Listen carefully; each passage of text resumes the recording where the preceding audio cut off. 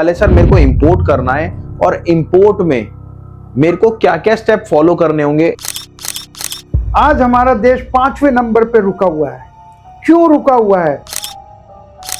बहुत सारी चीजें इंडिया में जिनकी जरूरत है इंपोर्ट हो रही हैं। पाम ऑयल हो रहा है, मेटल आ रहा है, पेट्रोलियम प्रोडक्ट्स आ रहे हैं, गोल्ड आ रहा है, डायमंड आ रहा है। तो हम उसकी कैपेसिटी को देखते हुए, उसके इंक्लिनेशन को, उसके बजट को देखते हुए हम उससे बातचीत करके प्रोडक्ट को सेलेक्ट करते हैं।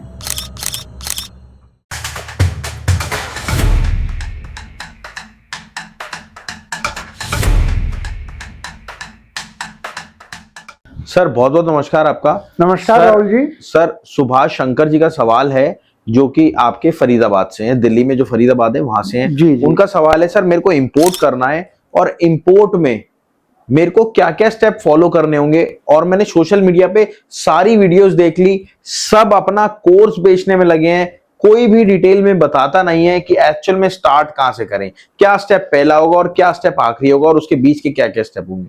तो मेरी आपसे धर्मवर्ण विनती है कि आप ये सवाल को लें, अगर देखें तो उसके बाद आप इसका जवाब जरूर दें। ये सवाल था सर उनका। Thank you Rahul ji.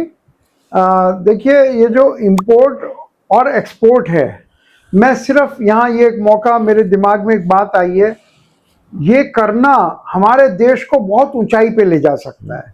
आज हमारा देश 5वें नंबर पे रुका हुआ है। क्यों रुका हुआ है? क्योंकि हम इंपोर्ट एक्सपोर्ट नहीं कर रहे हैं। एक छोटे छोटे देश, जर्मनी, जापान जैसे देश हमसे तीसरे और चौथे नंबर पर हैं अपने इंपोर्ट और एक्सपोर्ट की वजह से। तो हम क्यों ना इंपोर्ट एक्सपोर्ट करें? तो हमें इंपोर्ट की तरफ आज आपने मुझे कहा है, तो मैं ये कहता हूँ बहुत सारी चीजें इंडिया में जिनकी जरूरत है इंपोर्ट हो रही हैं। पाम ऑयल हो रहा है, मेटल आ रहा है, पेट्रोलियम प्रोडक्ट्स आ रहे हैं, गोल्ड आ रहा है, डायमंड आ रहा है, मसाले आ रहे हैं, दवाइयाँ आ रही हैं, क्या नहीं आ रहा है? तो आप अपना चुन लें कि आपको क्या मंगाना है। तो वो उसमें स्टार्टअप इंडिया हेल्प करती है, क्योंकि प्रोडक्ट सिलेक्शन पहला स्टेप है इंपोर्ट करने का। सबसे पहले हमें प्रोडक्ट सेलेक्ट करना है सर जी। और वो हम बातचीत करके, जो भी व्यक्ति है, सबके लिए एक प्रोडक्ट को नहीं कहा जा सकता कि ये अच्छा है ये खराब है। तो हम उसकी कैपेसिटी को देखते हुए, उसके इंक्लिनेशन को, उसके बजट को देखते हुए हम उससे बातचीत करके प्रोडक्ट को सेलेक्ट करते हैं। और मैं कहता हूं अगर सही प्रोडक्ट सेलेक्ट हो गया तो आपने आधी जंग जीत ली, 50% आप सक्सेसफुल हो गए। उसके बाद सेकंड स्टेप आता है किस कंट्री से करेंगे। फॉर एग्जांपल मेटल स्क्रैप ही अगर 160 कंट्रीज से हम लोग इंपोर्ट कर रहे हैं इंडिया में। India is the biggest importer of metal scrap as on today. तो हम ये उससे बातचीत करके, अमेरिका से आता है, गल्फ कंट्रीज से आता है, अफ्रीका से आता है, कहाँ से, यूरोप से आता है, रशिया से आता है, कहाँ से नहीं आता है, लेकिन हम उससे बातचीत करके ये निश्चित करते हैं कि आपको यहाँ से मंगाना चाहिए। तो इसको कहलाते हैं कंट्री सिलेक्शन। तो कंट्री सिलेक्शन अगर आपका सही हो गया तो 25% जंग आपने और जीत ली। 75% काम केवल बैठे बैठे हो जाता है। इसके बाद नंबर आता है कि अब आप अपना कंपनी का रजिस्ट्रेशन कराएं, डॉक्यूमेंट्स वगैरह जो तैयार करने हैं। लोग इसको सबसे पहले ले आते हैं और उसमें इतने उलझ जाते हैं कि बस प्रोडक्ट सिलेक्शन और कंट्री सिलेक्शन तो पीछे चला जाता है।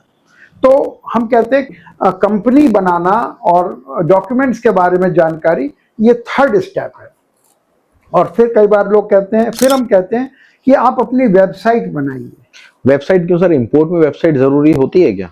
देखिए, जो भी जिससे आप माल खरीदेंगे वो जानना चाहेगा कि आप ऑलरेडी हैं क्या। वो टाइम वेस्ट करने के लिए आपके साथ नहीं आएगा कि चलिए मैं आपसे बातचीत करता हूं। तो वेबसाइट जो है एक तरह से आपका विजिटिंग कार्ड है कि आप वो देखकर ये अंदाजा लगाएगा कि आपका काम क्या है, मेन काम क्या है। चाहे छोटी वेबसाइट हो, 5 से 10 पेज की हो, लेकिन आपको वेबसाइट बनानी जरूर चाहिए। यह है चौथा स्टेप। पांचवा स्टेप है कि क्योंकि आप इंपोर्ट कर रहे हैं तो अपने कंट्री में आप किसको बेचेंगे ये तैयारी पहले से होनी चाहिए। ये नहीं कि माल आ गया अब आप ढूंढ रहे हैं किसको बेचेंगे। तो ये तैयारी भी स्टार्टअप इंडिया पहले से कराता है। और इसके बाद आता है अब वहाँ किससे माल मंगाना है, उसको अप्रोच करना है, उसको ढूंढना है, उससे बात करनी है, नेगोशिएट करना है, उसको विश्वास दिलाना है। तो ये सब चीज़ें, और हमें ये देखना है क्या हम उसको एडवांस दे सकते हैं, ये सब चीज़ें हमें देखनी पड़ती हैं। इसमें भी स्टार्टअप इंडिया आपको कंप्लीट प्रैक्टिकल हेल्प देता है। अब आ गया हमारा नेक्स्ट स्टेप कि वहाँ से लोड हो रहा है सामान, आपने पैसा देना है उसका। तो इंस्पेक्शन प्रॉपर नहीं होगा तो गलत चीज़ लोड हो सकती है। ऐसा तो नहीं, वो बेईमानी भी कर सकता है, ईमानदार है लेकिन कोई कम्युनिकेशन गैप आ गया तो उसने सही चीज़ लोड नहीं कर पाया, आपने दूसरी मांगी, उसने दूसरी दे दी। तो लोडिंग इंस्पेक्शन ऐसी एजेंसीज को काम पे लगाना जिनका काम ही इंस्पेक्शन करना है, जो वर्ल्ड रिनाउंड कंपनीज हैं, वो हम सलाह देते हैं कि इससे कराइए। फिर वो पेमेंट मांगेगा तो हमें पता करना है कि वो आदमी सही है कि नहीं। तो अब हमें पेमेंट कैसे देनी है, कितनी पहले देनी है, कितनी बाद में देनी है, ये सब तैयारी हम कराते हैं। और उसके बाद जब माल इंडिया आ गया, भारत में आ गया, तो यहाँ भी एक कस्टम डिपार्टमेंट है। हर देश का कस्टम डिपार्टमेंट होता है, हर जगह ब्यूरोक्रेसी होती है। तो उस ब्यूरोक्रेसी की पर्वत को कैसे पार करना है ये हम सिखाते हैं कि जिससे कम से कम भ्रष्टाचार से अधिक काम हो जाए। ये कस्टम क्लियरेंस एक बहुत इम्पॉर्टेंट पार्ट है। और जब माल आ गया आपके पास तो अब आपको प्रॉपर डिलीवरी करनी है, पर ऐसा ना करें कि आप उधार दे दें। इतनी दूर से आपने माल मंगाया और फिर उधार दिया तो क्या फ़ायदा हुआ। तो हम आपको वो तरीका सिखाते हैं कि जिससे आप बिना पैसा लिए किसी को एक भी चीज़ ना भेजें। तो मैं कहूँगा राहुल जी, ये करीब करीब 3, 4, 5, 6, 7, 8, 9, 10, ये 10 स्टेप में इंपोर्ट प्रोसेस पूरी हो जाती है। बिल्कुल, और बिल्कुल। फिर भी अगर कोई क्वेश्चन है तो आपके पास आ सकता है। एक सवाल और था जी, इन्होंने स्पेशल लिखा है कि सर क्या आप कोर्स भी देते हैं सिखाने के लिए? देखिए कोर्स जो है वो तो वैसे हम 12वीं क्लास पास करते हैं, हम ग्रेजुएशन करते हैं, कोर्स ही तो करते हैं। प्रैक्टिकल जब करते हैं तब हमें एक्चुअल काम आता है। कोर्स हम जरूर देते हैं क्योंकि अगर वो टर्म्स के नाम नहीं जानेगा तो आगे बात कैसे करेगा। लेकिन हमारा कोर्स है 10%, 90% है प्रैक्टिकल वर्क। तो सर प्रैक्टिकल और बता दीजिए, प्रैक्टिकल कैसे होता है? प्रैक्टिकल हम उसको सबसे पहले चूज करने में हेल्प करते हैं, कौन सा प्रोडक्ट करना है। उसके लिए फिर कंट्री वो सेलेक्ट करता है, हम उससे हर कदम पे उससे बातचीत करते हैं। हर चीज, हर स्टेप वो हमसे पूछे बगैर नहीं उठाता है, हमारी गाइडेंस से उठाता है। और अल्टीमेटली 1 महीने से 2 महीने में वो कुछ ना कुछ इंपोर्ट कर लेता है।